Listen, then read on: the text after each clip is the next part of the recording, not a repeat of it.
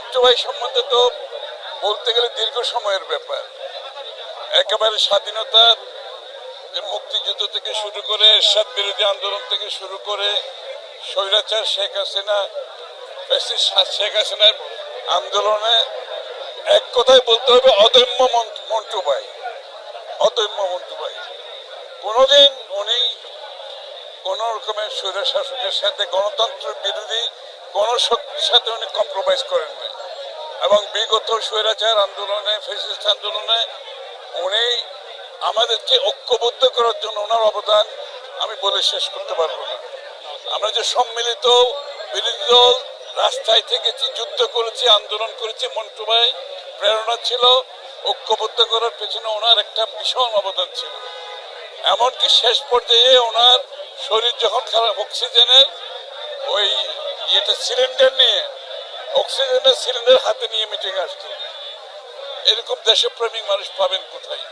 আমরা মন্টু ভাইকে মিস করবো, ধারণ করতে হবে মন্টু ভাইকে। এবং এই স্বৈরাচার বিরোধী আন্দোলনে উনি শেখ হাসিনার পতন দেখতে পেয়েছেন, কিন্তু বাংলাদেশের গণতন্ত্রের যে আমরা প্রাতিষ্ঠানিক রূপ দেওয়ার পরে, নির্বাচনের পরে জনগণের নির্বাচিত সরকার উনি দেখে যেতে পারেন নাই। এটা আমাদের দুঃখ যে আমরা জনগণের মালিকানা ফিরিয়ে দেওয়া পর্যন্ত মন্টু ভাই বেঁচে ছিল না।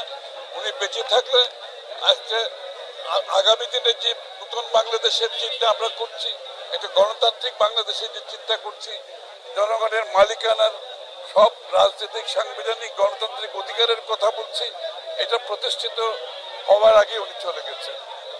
তো আমরা ওনাকে ধারণ করবো, ওনাকে আমাদের চিন্তায় মনের মধ্যে রাখবো এবং বাংলাদেশের একজন দেশপ্রেমিককে আমরা হারিয়েছি মন্টু ভাই।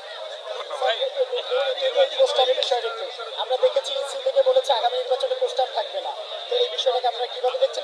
রাজনৈতিক দলগুলোর সাথে করবে এবং আমরা সামনের দিকে প্রায় সবগুলো নির্বাচনী যে ডিসিপ্লিন, নির্বাচনী যে আরপিও থেকে শুরু করে নির্বাচনের কর্মকাণ্ড যাতে সুষ্ঠুভাবে হয়, যাতে অতিরিক্ত ব্যয় না হয়, যাতে যতক্ষণের অংশগ্রহণ থাকতে পারে, এগুলোর জন্য যা যা প্রয়োজন আগামী দিনে আমি নিশ্চিত রাজনৈতিক দলগুলোর সাথে আলাপ আলোচনার মাধ্যমে এই সিদ্ধান্তগুলো নেওয়া হবে।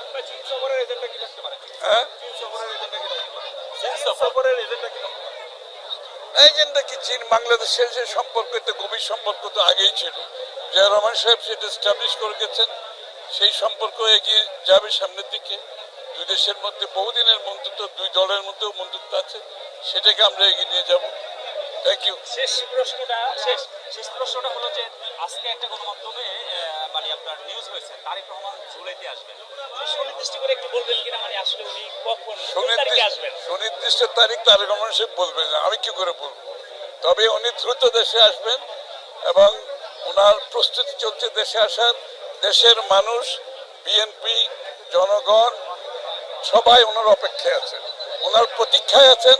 উনি সেটা ভালোভাবে বুঝেন, উনি প্রস্তুতি নিচ্ছেন, যে কোনো সময় উনি একটি দিনক্ষণ সিদ্ধান্ত নিয়ে দেশে চলে আসবেন। অতটুকু।